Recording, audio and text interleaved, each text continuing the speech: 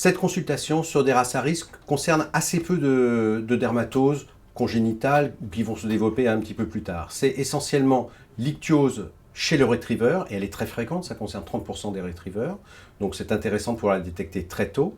C'est aussi la dermatite atopique dans de très nombreuses races. Ça va être du berger allemand, labrador, retriever encore, mais aussi tous les terriers, tous les bulldogs, chez lesquels on peut très tôt observer les premiers signes de dermatite atopique.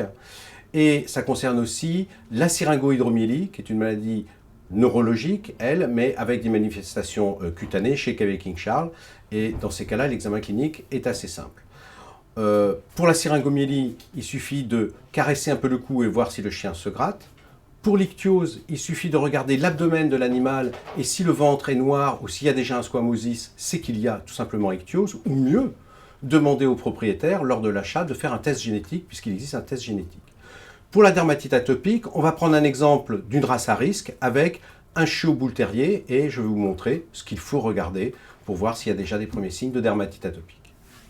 Prenons l'exemple de ce jeune bébé bull terrier. Qui dit bull terrier dit prédisposé chiot à deux maladies, la démodécie du chiot qui elle est facile à objectiver puisqu'il va s'agir d'alopécie numulaire au niveau de la face ou au niveau du tronc, et la dermatite atopique qui peut se manifester par des premiers signes très jeunes. Donc sur les zones de prédilection de la dermatite atopique, à savoir les oreilles, les lèvres, les doigts, les grands plis et l'anus. Si on prend l'exemple de cette chienne, il n'y a pas d'érythème très marqué au niveau des oreilles ni au niveau de la face.